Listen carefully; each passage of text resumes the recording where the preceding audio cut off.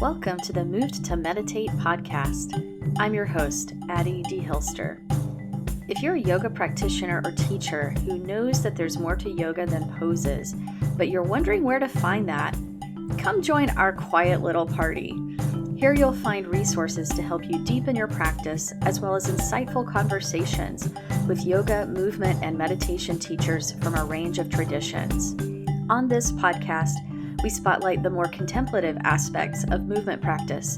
So we talk about all things gentle yoga, meditation, yin, restorative, yoga therapy, mindfulness, and more.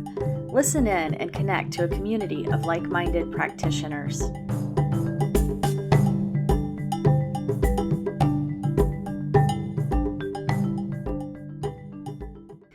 Hello, friends.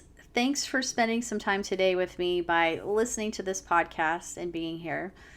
I am just coming off a week-long meditation retreat, so I'm feeling a lot more grounded and refreshed, and I'm really excited to share this new episode with you. It was really wonderful to take a week off from being online or working. That's why we didn't have a podcast episode last week, and to just focus on my practice. So I highly recommend giving yourself space like that anytime you get the opportunity in whatever ways that you can. I think you're going to love this conversation today with Mimi Kuo-Deemer, who is an amazing Qigong teacher. I think I originally discovered her through her rather popular YouTube channel, and then I got into her books and other courses from there. So I was really honored that she said yes to being on the podcast when I reached out, since I've been admiring her work from afar for a while. And I think she's the real deal, a really sincere practitioner and an excellent teacher. If you're new to Qigong or you're not totally sure what it is, don't worry. Mimi gives us a fascinating sketch here of this mindful movement practice and its history. And we also talk about her experiences of living in the US and in China, and how she co-founded the first yoga studio in Beijing, which is pretty cool. There's a lot of wisdom here in this episode, including Mimi's thoughts on how we can work with the emotion and the energy of anger, especially in highly charged and uncertain reactive times like these. So before we dive in, last time I mentioned that I will soon be launching a new mindful movement teacher training that will start this fall. The update is that it's coming together really fast now that I'm off retreat and I have a lot of energy to work on this. An amazing roster of guest teachers is forming, and all the details and the application should be up on my website, hopefully by the end of this week, if all goes well. This is going to be an interdisciplinary embodiment training for yoga teachers looking to offer a more contemplative, mindfulness-based practice, but also for mindfulness teachers who are seeking skills to confidently lead movement in their meditation classes.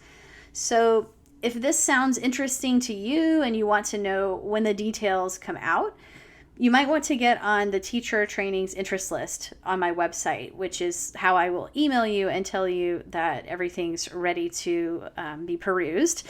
But there's a form at movedtomeditate.yoga/trainings, which is the teacher training page on my site. And I'll also put a link to it in the show notes. So that would be a good way to stay informed about what's coming up. Okay. I think we're good on the updates with that, so let's listen to this conversation with Mimi Kuo-Deemer. Hello, everyone. Welcome back to the podcast. I am so thrilled to be here today with my guest, Mimi Kuo-Deemer, and I have really admired her books and her videos that I've practiced with in Qigong, so I'm very excited to get to ask her a few questions today. Mimi is the author of Qigong and the Tai Chi Axis, Nourishing Practices for Body, Mind, and Spirit. Great book. I highly recommend it. And also Shu Yang.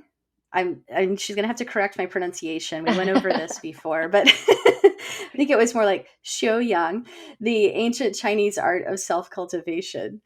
She teaches Qigong, internal martial arts, and she's a 6th generation lineage holder in Bagua Zhang and meditation. help me out, Mimi. How did I do on the pronunciations? I think you did great. There was a great self-correct with the Shouyang. Thank you. And Baguazhang is pretty close. Yeah, a lot of the phonetics are difficult to, for a non-Mandarin speaker to look at, phonetically and actually know how they are supposed to sound. So well done. Thank you for having me Thank on the you. show. Oh, my pleasure. I think it's important to try on the pronunciation and try to learn, and but it does take a little bit of practice. So why don't we start with just a little overview of what Qigong is? Because I think many of the people listening to this podcast are probably more familiar with yoga and that sort of form of movement practice, and they may not know quite as much about Qigong. So could you just give us a little intro? Absolutely. First, I'd like to say Tai Chi and Qigong. Most people have heard of Tai Chi, and not as many people of Qigong. And if you think about yoga as the umbrella for many different styles and approaches to the practice, you can sort of think of Qigong as the umbrella term that includes lots of different approaches to energy work. That might include Tai Chi. Mm. So if you have yoga and then you have vinyasa or ashtanga yoga or bhakti yoga or meditative practices, then you might look at that as the same structure of qigong being the main structure, and then within that you have tai chi, you have medical qigong, you have martial based qigong. Tai chi is more of a martial art, and it's originated from five main families, and it started as an internal martial art. Qigong is more of a contemporary term in that it was first coined in the late 1800s, sort Hmm. of as a way to sort of as a way to describe the thousands of years that energy practices have been used in medical and martial and in spiritual practice. And in a way, it's interesting because the term was coined by some Taoists um, in response to a lot of Chinese beginning to question and uh, feel threatened by sort of Western imperial powers and military ability and science. They felt that the Chinese arts were inferior to a lot of the Western ones, and so Hmm. almost as a way to salvage a respect for and tradition of these long practices, they said, let's call all of these something different and let's group them together as energy work, and let's call it qigong, which is basically energy skill or work, uh, and and present it as more scientific.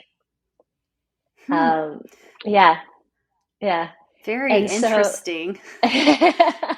yeah, so Because how qigong, old is qigong? Like how far back do these practices go? It is really interesting to hear kind of like the modern formulation of how we think of yeah, it, but there's a long history. exactly, and the earliest recorded images and descriptions of practices that we now think of as Qigong came from scrolls that were found inside tombs dating to 168 BC. So Wow. it's pretty old. And they were called the Daoyin, or Daoyin, which means to guide and lead Qi.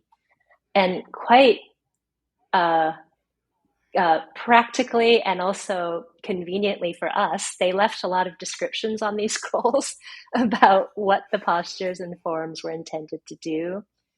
And these included things like helping with anxiety, digestion, headaches, insomnia, things and conditions that humans experienced then and still experience today. Um, and since 2,500 plus years ago or so, the evolution of movement practices that are designed to guide and move the chi have proliferated, and there are over 7,000 forms or more in the world today. So it can Wow. be hard. Yeah, it can be hard to say what exactly is qigong. um, but Depends who you you know, ask. yeah, it depends who you ask. But really, like a conventional definition that I feel like works today is that qigong is an energy and intention based practice from China, and it includes medical, martial, and spiritual. It has medical, martial, and spiritual application. So it's medical in that it's one of the five pillars of Chinese medicine. The others being like Hmm. acupuncture, herbs, massage, how you organize your space, feng shui. It's martial in that it's the foundation of all martial arts, and martial artists use qigong to stay healthy, and to improve their energy flow and to protect themselves. So you can kind of do energy work to make sure that you don't get as hurt or injured if you're in a fight. It's sort of like your chi shield You of could think of it sorts. that way. Yeah. Um, Yeah. yeah. And then it's spiritual in that it's what a lot of the Buddhists and the Taoists have practiced throughout centuries as a way to be embodied. And then spiritual traditions, particularly within the Taoist tradition, would be, when our energy of the body is harmonious and aligned with the natural world, then we become one with the natural world. And so, in that sense, it's a spiritual practice. Well, that's so I could go on and beautiful. on. And yeah, well, what's striking me is just how foundational it is to so many different areas of life and of culture. And it's just kind of like this undercurrent, like chi itself. And I wonder Yeah. if you could tell us a little bit about chi and the term chi that refers to energy. And in your book you talked about the Chinese character for chi, and that Mm-hmm. was pretty insightful, I thought, too. And just sort of what the subtle energy is. Yeah, and actually, since I've written that book, I've taken a little dive into the etymology of qigong, and I described in the book what qi is, which is the character and radical for rice and for steam. So it conjures this idea of both water and fire used as a transformative way of moving energy, right? And energy is always in movement. It's never created or destroyed. It's only transferred. This is the first law of thermodynamics. But what I really love, though, is actually the character for Gong. Um, and I didn't describe that in my book. And I think just the typical person, when they say, what is the strict definition of Qigong? They'll say it's energy work.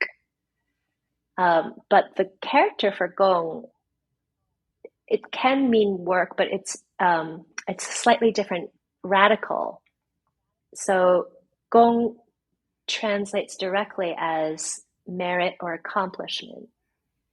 Hmm. But then if I break the etymology down, it's so exquisite to me because Gong means work, but the actual etymology of it is a carpenter's square, which is what a carpenter uses to create right angles and to shape wood into something usable. And then on the other side of that character of work is something called li, which means strength. But the etymology of strength is a plow. So Hmm. back in the old days, humans pulled plows across the field, and it took perseverance, steady attention, and you couldn't push yourself too hard, otherwise you couldn't do it all day, but you had to keep going. And so if you think about a carpenter square and a plow, for me, qigong means that the shaping and creating of life energy in a steady, sturdy way, or a steady and non-depleting way. Wow, that's all those images really help to, I think, flesh that out and paint the picture Mm. of how we want to work with the energy and in the movement practice, and really like wise effort and Mm. cultivation and patience and persistence and the balance of all of those things. That's amazing. The other Yeah, thing I liked about the rice image is like that's nourishment too. Like exactly. that's food that sustains us. Mm, yeah. Yeah, so I feel qigong is a really a clever term to use and to coin as a way to kind of group these various somewhat disparate practices together. It can be including meditation, it can be including movement practices, it can be including visualization and breathing. But all of that is, as you said, like that steady cultivation and perseverance of shaping and creating life energy that nourishes us. I love that. And that really, I think that really helps us English speakers to kind of get the fullness because the translations sometimes they don't capture as much richness as that. It's what's really embedded, I think, in the term. And Mm. I'm really also interested to talk about your background. You've lived in quite a few places, and I understand you were born in the US and you had a career as a photojournalist, and that took you many places. What do you want to tell us about your background? Oh I gosh. know. Tell us your life story. What is my life story? Oh goodness. Well, I think, to encapsulate it, the photography was really an art that took me into this um, desire and longing to understand the outer world. And Hmm.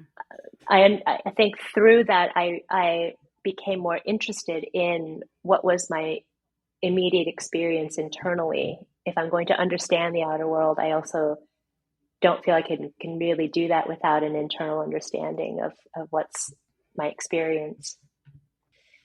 And that led me to, pursue lots of different practices. And really, I would say right now, the foundation of all of my practices is this contemplative meditation. But originally, I started with my love of yoga, in part because of my mother. I would actually credit her. Um, I was working in China as a photojournalist and reporter, and I was really burning myself out, really Hmm. getting physically sick, and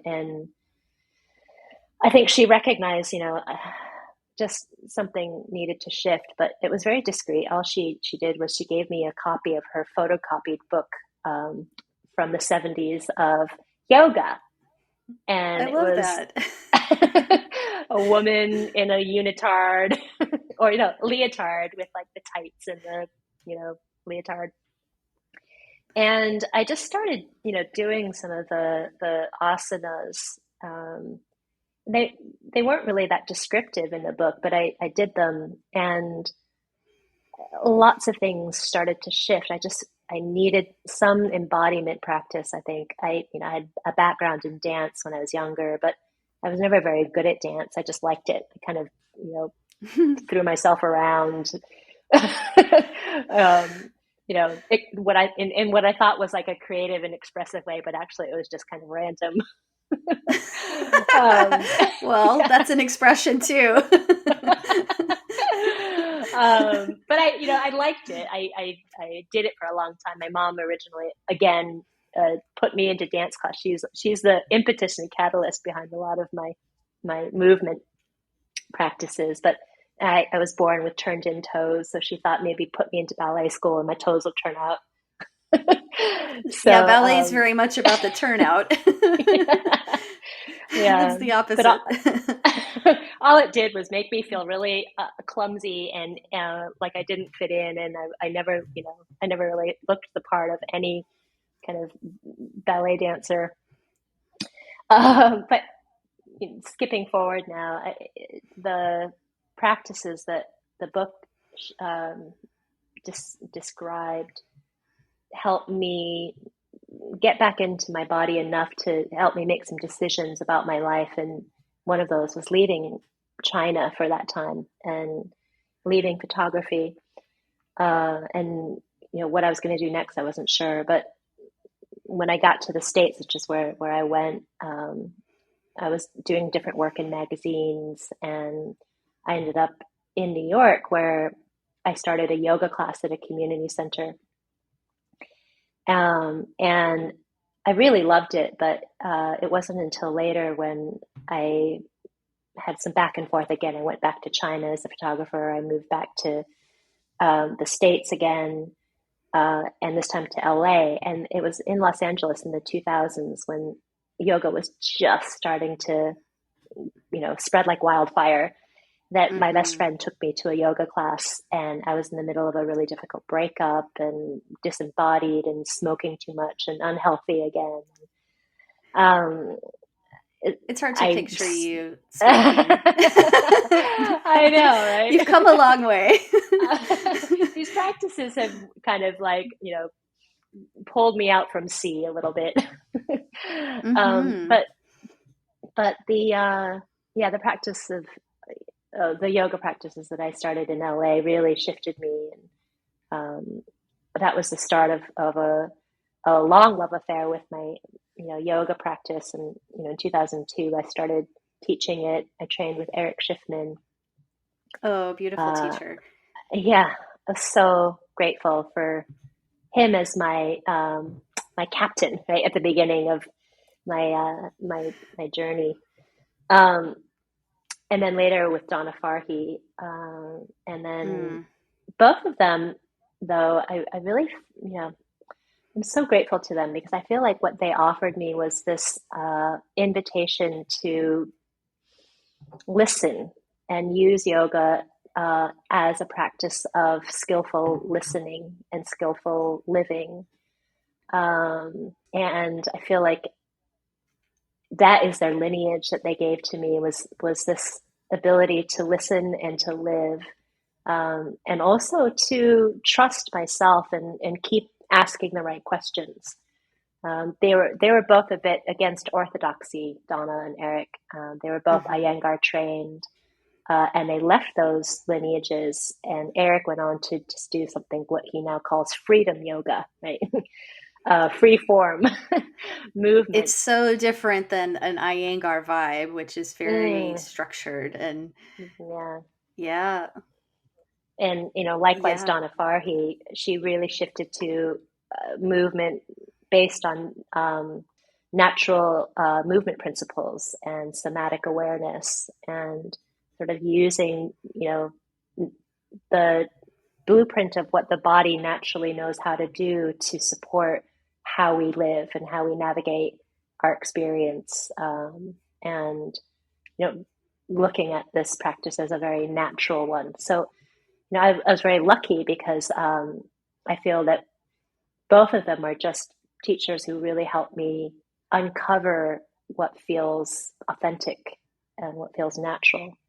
Um, and, you know, for me, then they just point me in that direction, and it's up to me to take it from there.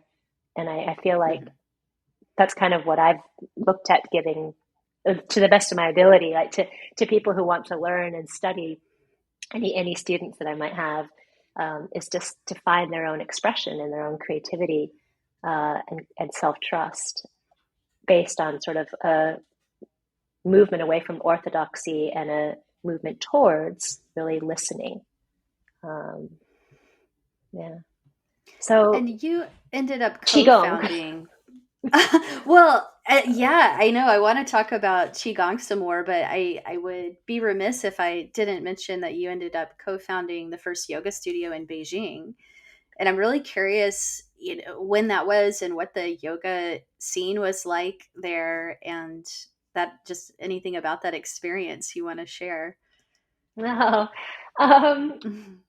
yeah, my best friend, still one of my best friends, Robin Wexler, she was living in Beijing. We weren't best friends at the time that we hatched this idea to start a yoga school, but um, she and I were in San Francisco together over the winter holidays one year, and I just come from a yoga class, and we were meeting up with someone in Berkeley at like the Whole Foods. It was all very cliche, and we were meeting somebody from the Rainforest Action Network, right?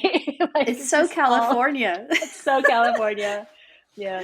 And we were early, we were talking, and I was like, Robin, I just came to this class and the studio is so beautiful and simple. And I just think it'd be really amazing and quite possible to open something like that in Beijing, just a clean, quiet space. She's like, you don't know how long I've been thinking about this. So, yeah, the idea was hatched then. Uh, it was actually Greenpeace, and then it became, he went on to work for Rainforest Action Network. But it was because of this person working for Greenpeace that wanted to talk to us about China that he decided to, hatch this idea. And Synchronicity. yeah, we didn't really know what to do. But I'd run some businesses and magazines, and I knew how to find real estate, and I knew how to renovate a place. And we knew enough people within kind of the expat community, and Robin had been teaching there already. So we just kind of went out on a limb and decided to try it, and it was low overhead, and it worked. Most of our students at the beginning were from the expat community, but then Mm. more and more, we had Chinese students coming as they sort of heard about yoga, and yoga started to quietly grow. Um, yeah, and it was a really rich time for me because it was 2002, and yoga again was just kind of catching on in the US, but it hadn't grown to kind of the scale it is now, 20 years later. Um, but we were also just out there and on our own. We were orbiting separately from sort of the global Mm. yoga world. And it gave us a lot of freedom. And, again, I was really lucky with Eric, especially. He really emphasized self practice as the foundation for teaching. And the foundation for a love of your practice comes from self practice. And Robin was like that as well. So we would often just practice a lot together. And then we'd start inviting teachers to Yoga Yard once we were more established from overseas. And one of those teachers was Matthew Cohen, who taught a fusion of Qigong and yoga and martial arts. And he was probably the biggest influence in my gravitation towards Qigong and learning Qigong, which again is paradoxical because he's like a Jewish guy from LA teaching in Beijing. To And me, you're in Chinese the American heart in of the Beijing. land of Qigong. Yeah, yeah, yeah, yeah. So is that how did you start with Qigong? Was it something that you had an awareness of, all along, or what sparked the interest to actually practice it? Was it at this point Oh, when you were already doing yoga, or how did that fit in? I think the the big sort of draw came from working with Matthew, but I first started. Well, I first come across Qigong when I was 13 at the Shaolin Temple, and I did a week of practice with my brother and some other Chinese Americans there. And that was great, but I just was like, oh, whatever. I was young, You're and then thirteen. I was 13 exactly, and then later I had books in China that I was trying to follow, but I wasn't in a place that I was receptive enough to it. But with Matthew and the blend of the Qigong with the yoga, it just was a good entry point for me. But what I felt from his teaching me just the equivalent of Tadasana in Qigong, which is called emptiness stance or Wuji. I felt such a this distinctive feeling of warmth, groundedness, and expansion that I hadn't Mm. tasted or experienced in any of the asana that I'd done. So I was really curious, and um, the practice itself felt so good in my body, and I felt again like I was lucky that I had kind of this background of my teachers, being very open and um, expansive in their own explorations and embrace of yoga. So I studied a little bit with Matthew, and he kept coming back. He did teacher trainings with us at Yoga Yard. And then through Donna Farhi, I met someone named Cameron Tukapua, who was her best friend at the time, and she'd opened an acupuncture school in New Zealand. And when I was down there working with Donna, Donna introduced me to Cameron, and then we decided to host a retreat with Cameron in China. And my best friend, my partner Robin, and I would do the yoga, and she would offer the teachings around the five elements and sort of, you know, nature-based practices. And she also taught Qigong.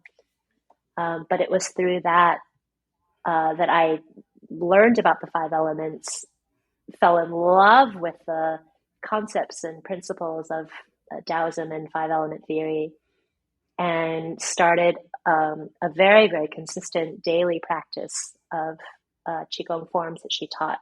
And those were, I would say, the first official kind of set forms that I learned. That was in 2004. And I did them for a year. Actually, I did them for like a year and a half, almost consistently every day. And big shifts in my health started happening that, you know, yoga had kind of taken me so far, and then Qigong just was seismic. Wow. In really, really long kind of patterns of my asthma, digestive issues, sort of anxiety, restlessness, burnout. Hmm. And I was hooked. What do you think it was about it that Qigong kind of brought to you at that time? Or maybe what I'm kind of asking is like, what are some of the complementary aspects of Qigong that might be interesting to someone who has a yoga practice, or, Mm. you know, how's it a little bit, there's overlap, I feel like, but there's also, it's a little bit different in what it has to offer. Yeah, and I think I want to be cautious sometimes in generalizing, because I think in the yoga world, there's Mm-hmm. such a beautiful movement towards practices that emphasize apana as much as prana, right? The downward root as much as the upward rise, that now Mm, emphasize more circular movement patterns and less of this kind of uh, dominance of linear two-dimensional movement. But in general, when I was starting to practice yoga, what I mostly saw and came across was this more upward pranification of practice, of like all about the heart, all about kind of, you know, expansion, and not as much about root or ground, and mm, very focused on asanas that tend to extend the limbs and trunk in two directions, like, you know, triangle pose. The top arm extends away from the bottom, and spine lengthens from the tailbone back, and the crown of the head forward, right? With asana, you know, and then qigong forms, there's this real beautiful complementary softness and roundness and kind of a spherical spiral pattern to movement that's much more like wind and water, right? It's mm, round and circular.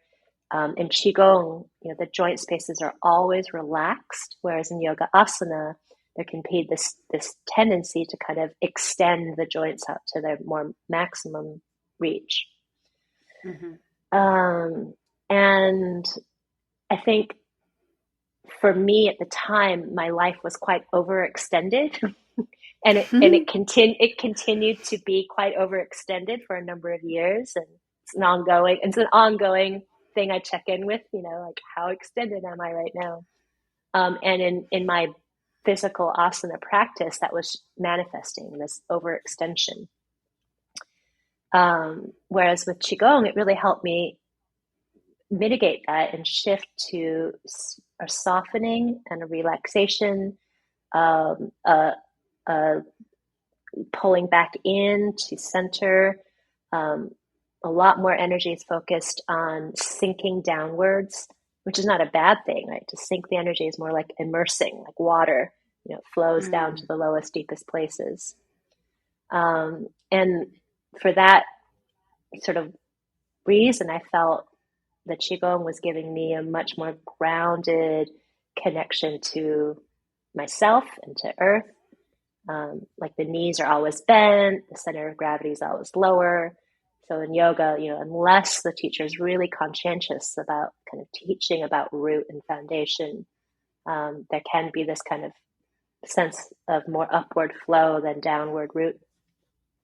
So, like, kind of the last thing I feel really helped in terms of my health, in addition to these energetic things that Qigong was bringing into my asana practice, was intention. So in Qigong, there's a lot of opportunity to meet and work with energy that is either stagnant or stuck or excessive or deficient or restless. And that kind of intention can really be applied into just visualization practices. Like, for example, you might breathe in, you know, purifying, cleansing energy to the lungs, and or the color white, which is associated with them, and then breathe out what is impure and unhealthy and diseased, and let it out as waste, like compost back to the earth. It's not a bad thing, it's just not serving you anymore. And this idea of being able to use intention to direct how my energy is in the body let me start to discharge what wasn't helpful anymore consciously, and then replenish with what felt good. That makes sense with, how you were saying that it really created huge changes for you, because you're describing a process of change, of like observing what is not serving me anymore and how do I apply intention and allow things to shift. So you found, a really embodied way of exploring that through your qigong practice, it sounds like. Yeah. Yeah. Yeah. That's so beautiful. And I was thinking as you're describing that, I've kind of gotten interested in qigong enthusiastically, more recently. I was introduced to it, I think I probably ran across it, but I really kind of experienced it more on meditation retreats, with teachers who were, including it as a movement practice to kind of help us with the long periods of sitting that we were doing.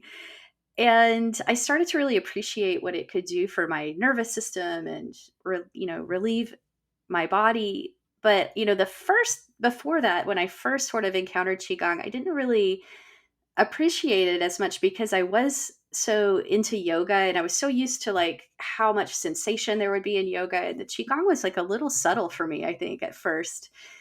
And now I really appreciate how the movements can be simple and you can repeat the same motion for a few minutes, and that just really allows you to drop in, and it becomes Yeah. more of this moving meditation, and it's not so much about how much sensation you're feeling, in your muscles necessarily. But it took me a little bit to catch on to that, I think. I don't think you're alone. I actually I met up with quite a lot of resistance when I started introducing qigong in my yoga classes, Oh, and then interesting. yeah, and when I started teaching qigong just as a standalone class in yoga centers, I remember someone like fed information back to the studio with the comment or the claim, that was the strangest yoga class I've ever been to. Like, They didn't get well, it. but then I also heard from people like, I just don't get it. Is it the emperor's new clothes? Am I alone? Like, yeah, and quite challenging, but part of it is, as you described, probably it's just this, it's not as sensation rich initially as something like downward dog, where, everything is being felt. And there is this more meditative quality. But I think what people then feel is like what you also described, is that it offers a shift to the nervous system. And our bodies are very spherical and round, and the movements complement that. But also, a lot of the movements are directly inviting us to work with the natural world and the elements of the natural world. And that can be a really powerful process for people, because especially these days, a lot of people have very little access to or contact with nature. Mm. So, there might be a simple movement like parting clouds or rainbow dancing or something. And just that invitation to sense a connection to something in the natural world as you're moving, and to feel a part of that, is not to be underestimated, I think. Um, uh, and and I also feel that, you know the uh, the beautiful things that I've heard people say about qigong, who come especially from like a yoga world, is that it starts to invite them to move the body in a different way. There's a lot, because of the roundness and the sphericalness, they start to access places in the body that they're typically not feeling. Like there's a lot of more internal rotation, and Mm-hmm. there's um, you know because of, like you were mentioning as well, like there's a lot of slow repetitive movements. It ends up kind of feeling like you're flossing the body. And it's gradual, and it's like, oh yeah. I like that. And it's very accessible, I find, as Yeah, well, yeah. because it's mostly standing, or you could do some of it seated if standing's not accessible, but there's a lot less of like getting down onto your wrists or getting up and down from the floor. So I think Mm, it's a great mindful movement practice in that way for people who maybe find yoga a little bit strenuous or challenging. absolutely, yeah. It's definitely accessible, and it's less performative. It kind of takes the pressure off. Mm. um, and there's not a lot of emphasis on flexibility or strength, um, overt flexibility and overt strength, but there's a lot of subtle integration of connective tissue and connectivity generally. And when we do a form, it's with the whole body, and it is this invitation to really feel kind of the whole body working as one. Like, easiest example is sometimes people can't understand how in qigong you could stand still with your arms in front of the chest for half an hour to 45 minutes, which, on this last, speaking of meditation retreats, on this last meditation retreat I attended, the facilitators, the monk really loved qigong, and he offered long standing practices. But what people don't get is that it can't be muscular. Like, if you're going to stand Hmm. like that for a long time with your arms and, in front of your chest, you can't do it muscularly. Yeah. And so as a result, what's holding you up? And the conclusion within people who work with qigong is, well, it's connective tissue, it's tendon, it's fascia. And that kind of strength is so deep and so healing. It's what helps energy really be transmitted through the kind of pathways and streams of the body. Connective tissue connects everything in the body. So interesting. And from a dharma or philosophy standpoint as well, it's like it's showing us, like, well, the limitations of this, like, self and ego, and like the way we think we can do everything, we have to do everything, and what's really going on there. when Yeah. we when we stand and try to practice embrace tree for a longer period of time. Mm, Very exactly. interesting. Yeah. Yeah, I know you teach movement and qigong also on Buddhist meditation, mindfulness meditation retreats with Martin Aylward. Is Yes. yeah, one of your teachers as well. And how do you think, we've touched on this a little bit, but how do you think the movement practices fit in there and support the meditators and the practices that people are doing on those kinds of silent retreats? Mm. This is such a beautiful question because I just spent time with Ajahn Suchito, who is a Thai forest monk, and he teaches a lot of qigong, and he and I had a really amazing kind of dialogue and like kind of enthusiasm, and we sort of hit it off really well and talked a lot about these He's great. I love his yeah books, these and he's yeah he is such a um, qigong practitioner too. yeah. And I was like, I, I didn't do a lot of homework before I attended his retreat. I didn't look at a lot of what he does, but I knew he did some qigong. I just didn't know how essentially it was playing out for him and his teachings. But for He has a me, YouTube video that's like a yeah, standing qigong practice. It's like an hour, and it's yeah, pretty much just the standing meditation. yeah, It's great. It's super yeah, subtle and really detailed. yeah. Well, I found out that he had trained in cranial sacral work for quite a few years, Mm. and his interest in Qigong in part came because he'd done some, and then doing the cranial training, looking at the body, he said, "Oh my gosh, like these ideas in Chinese energy theory, you can see them in the body. Like they're, of course, this is how it works. Like everything is connected." Um, and for me, I think the link between mindfulness practices and Dharma practices with Qigong has always been this connection to what is just natural. Right? What is the Mm. natural world? What is our natural experience? How do we attend to what's naturally unfolding, whether it be our thoughts or actions or ideations, and not immediately categorize them as good or bad, or just accept them as unfolding naturally.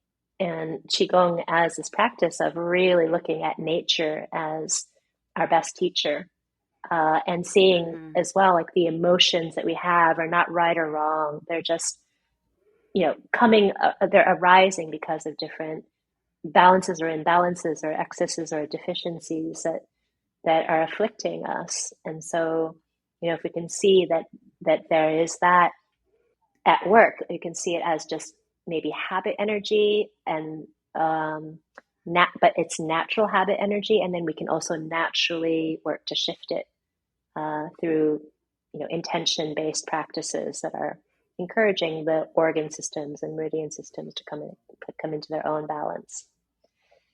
And now, after spending some time with Ajahn Suchito, he's kind of been like filling in some missing links for me as well, and Oh. expanding the value that I really see of bringing these kinds of energy practices and movement practices into meditation, which is that the orientation of mindfulness and Dharma practice is really opening and awakening and freeing the heart, right? And the chitta. And Mhm. it's not, you can't do meditation with your head. You do meditation with your body, right? Our heart is down here, and the embodied sense is really what we're meeting. But very often, there can be a little bit of this tendency of, oh, the body just disappoints, or it grows old, it lets us down, it whatnot. But with qigong, what we're saying is actually the body is there to support the heart. And if the energy of the body is healthy and balanced, then the heart and the mind have a much easier time at finding some calm. Mhm. And so often the body is not feeling very comfortable or balanced or at ease, because there's lots of mental energy that gets wound up and uh, uh, uh, embedded into the body. And even after the thought or the mental mess has moved on, it's still in the body and it just hasn't been discharged. Yeah. But if we move the body with these energy practices, right, they're intended at opening up the pathways, opening up the breathing, which moves the chi and moves the energy. And then we can find ways to let it go and find ways to help the body feel better so that the heart and the mind can then relax more and feel less friction. So I feel Less like they're friction. I like that. mm, And it's like what you're describing is a process of recognizing, certain habit energies or residual energies from our thought patterns and experiences, but not othering them, not trying mhm, to, push them away, but in this way, kind of recycling them, as you described, like kind of giving them back to the earth and letting that energy be transformed. So I think that's a really beautiful way of looking at it. yeah. I think it's just like looking at a garden too, you know, and when we think of the body, sometimes with modern narratives bleeding more and more into how we describe things, technology and modernity look at the body as this machine. But actually, if we think of the body more as like a garden that is responsive and dynamic and that recycles, nutrients to waste, the power of a garden is in its cycle. Mm. Right? And if there's a disruption to that cycle, it's often because either there hasn't been enough rain, or there's been too much drought, or there hasn't been enough fertilizer to the soil or enough wind to strengthen the trees and the roots. So it's the disruption in the cycle that can shift and weaken that ability to continue regenerating. And it's the same within us. And part of qigong, the power of it, I think, is you know starting to see, like, oh, if I don't feel well, it's not anything inherently wrong with me that's causing me to feel unwell. It's just that I'm a little bit too dried up right now. Like, I haven't had enough warmth in my life, or I've had too much of it. Right? I haven't had enough rest. I need more water. I need more downtime. I haven't had enough just basic nutrient, earth element, to steady me and support me. Or I haven't had opportunity and space to grow like the way I want to grow, and that would be good wood energy. There's just these different metaphors that I find really valuable, and they're just based on looking at the garden or nature, but applying them to my experience, right, is it just feels very uh, sensible, and like I can see it happening out there, and I'm part of that, so it's probably happening in me. It's very practical and Mm, um, very useful to have ways of meeting whatever is coming up for us and recognizing it. And speaking of that and of not othering our emotions, I wanted to ask you about particularly the emotion of anger. Because mm, recently I've had conversations with several people, like fellow practitioners, some of my students, about anger because of mm, the environment of things that are going on in the US and the intensity of that.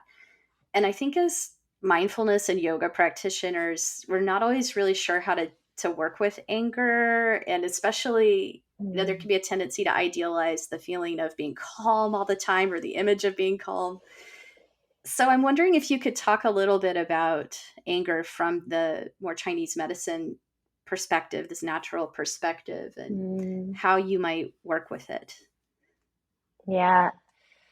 Oh, it's such a resonant and contemporary, definitely like valid question right now.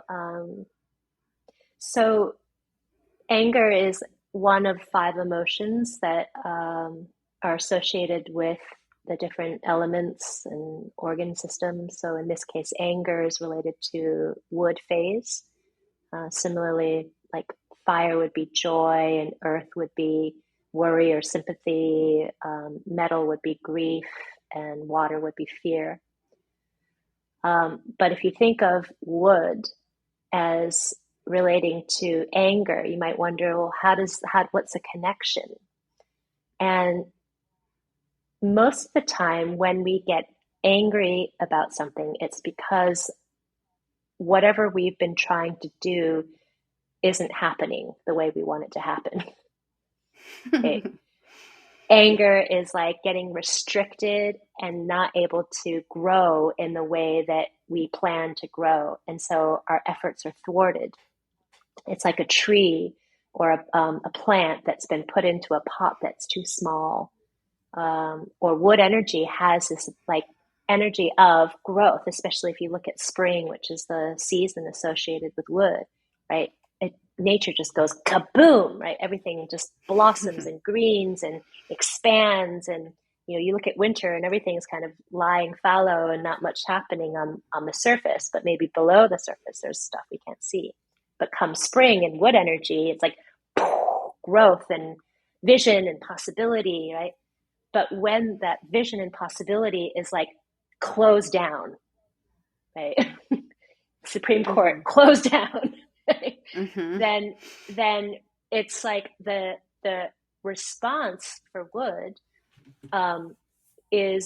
will unfold in typically kind of one of three ways, which is if wood is imbalanced with not like a deficiency, right? There's not enough wood energy and nothing grows, right? And we kind of feel stuck.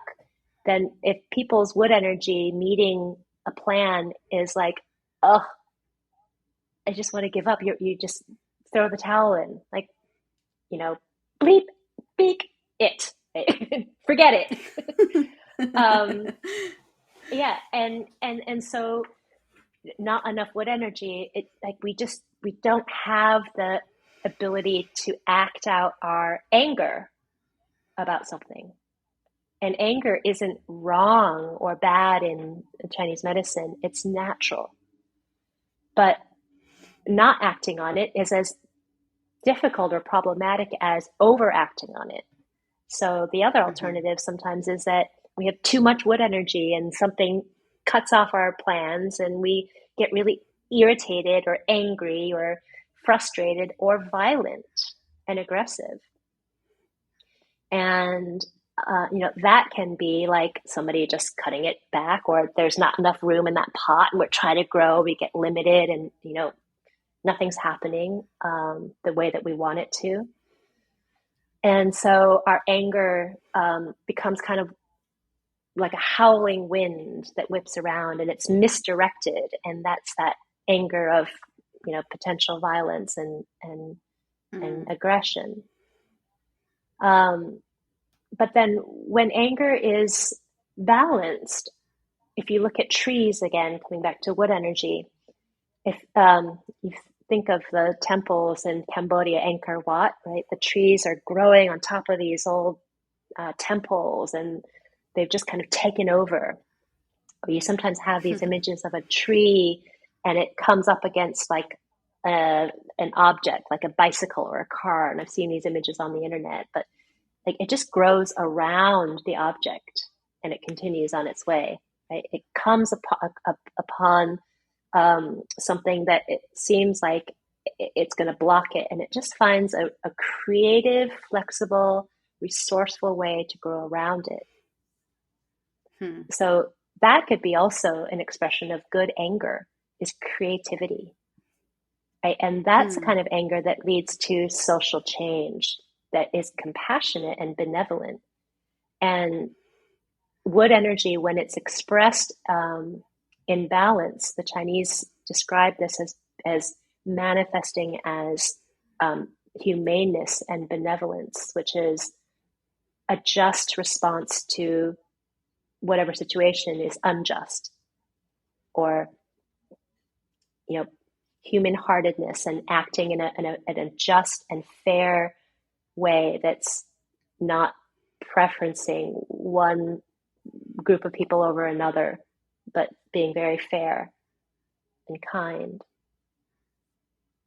Martin Luther King, Dr. Martin Luther King Jr., he's my like archetype of wood, really good wood energy, because Mm, he has this famous speech, right? I have a dream, right? It's very much vision. about his vision, right? But his vision was love. Yeah. And so that's like, and he was a good leader. Like wood energy is also about leadership, and as the emotion of anger feeds leadership, it's like leadership is like taking people from somewhere to another place that is hopefully going to be like a good place. Okay? And if Mm-hmm. that can be underscored by creative, resourceful energy that's guiding us toward good decisions and social change and justice that isn't violent but is formed and informed by compassion and love and wise action, um, then anger has a great role. We see something that's wrong and we use our resources to galvanize and mobilize and affect change without causing more suffering. Thank you for that. That's helpful. Yeah, Yeah. that's so helpful because I think that we overlook that middle path many times and either feel like we have to get rid of the anger, clear the anger or something, like that, or that we're going to lash out or meet violence with violence. And so that I think is a vision that we need to sort of work on and to kind of have a more of a relationship with the healthy energy that galvanizing energy of anger that can be mindful and can be purposeful and lead us in a better direction together. Yeah, exactly. I mean, anger is directed in, it directed towards positive change and benevolence. And I think it's really helpful to think about like creative response or flexible response. Like, if I'm trying to get from one place to the other and suddenly I get a flat tire, right? If you're driving, it's like, oh no, right? So you could either just curse and get frustrated, or you could just be like, right, I have a spare tire. You have a spare tire. Look up the instructions, change it, get on my way. Or call a tow truck, get a friend, cancel, change plans, move on. But very often that doesn't happen, right? We just give into, like you said, either like giving up and nothing ever works well for me. Like I never try to, everything I try to do, the story kind of just, you know, pulls you out from your resources. Or you get just Mm. angry and you blame yourself or the car or the person who didn't fill the air into the tire or the nail that was on the ground that you rolled over or whatever. Yeah. um, but we just have this access to more of a creative response, I think, and a flexible and adaptable response when our anger is able to move like wood energy. Mm. And that gives us such a wonderful um, collection of images and inspirations and frameworks to kind of work with this in large and small ways, from the flat tire to our whole global situation. So I think that's wonderful. Um, and I know we're running up on time, but I just wanted to lastly just ask you quickly. You're in the British countryside now. You've ended up in yet another country, and I loved how your bio says you're there with your husband, their dog, 3 cats, 6 chickens, and 60,000 bees. How did you end up in the British countryside? And I can see how it's like a beautiful ecosystem for your nature based qigong life, but how did you end up there? Oh, gosh, my husband planted the seed years ago, and he's always wanted to have land and do farming. And both of us were living in London at the time. And we'd lived in London for many years, in part because he was training as an acupuncturist and the school was in Mm. London. So, we left Beijing and then moved to London. And then I was like, how am I going to extricate myself from London? All of my work is there, all of my teaching was there, all of my community. But I gradually started putting things into place so that all my classes were on 2 days and they were all back to back. So the idea being I could commute into London if we moved out of London and just do that. And after spending there was like a few times when I was on retreat and then on holiday and just like away from metropolitan living and urban living. And I just noticed how big of a difference it made in my nervous system. And it was Mm. after one of those more extended periods of being out of urban centers that I said to my husband, I was like, let's just make this work. I mean, it's so clear to me like how different I feel. So we chose somewhere that was within commuting distance of London. Since the pandemic, though, I've realized I don't need to commute into London anymore, even if it's just twice a Things have week. shifted. Yeah. um, and Yeah. I love it out here. There's lots of walks. We really have a lot of space.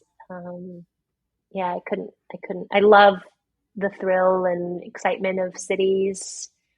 I like to visit them, but I don't think I would choose to live centrally in a city again if I didn't have to.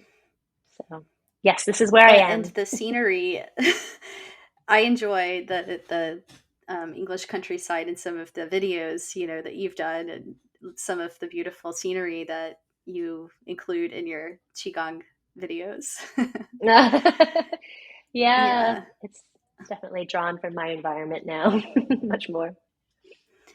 And thank you for taking the time across our time distance to have this conversation, because I know it's evening for you there. It's morning for me here in the West Coast of the US. But yes, thank you so much for this conversation and all of the wisdom that you've shared. Can you tell people where they might find more of your work or where they might go to practice with you? Yeah, thank you. First of all, just to say thank you for inviting me on the show again. It's been really enlivening and yeah, wonderful to just have a conversation about this like we've had. Um, I have a website, so that's probably the most direct way to find out, what I'm offering and what I'm doing. And that website is MK I set it up so many years ago. I should have just made it Mimi Kuo-Deemer, but I didn't. But it's mkdeemer.com. And I'm on all of the typical usual suspects of social media, under the same handle name, Mimi Kuo-Deemer, on YouTube and Facebook and Instagram. Um, and I have a couple of exciting new things coming up. One is some pre-recorded material for a site and group called Commune. Um, and it's kind of nice. I was like surprised that they asked me to come on, but um, they wrote and said, yeah, we do programs with people like Deepak Chopra and Wim Hof and Sharon Salzberg. I was like, and why me? And it, Why like, not?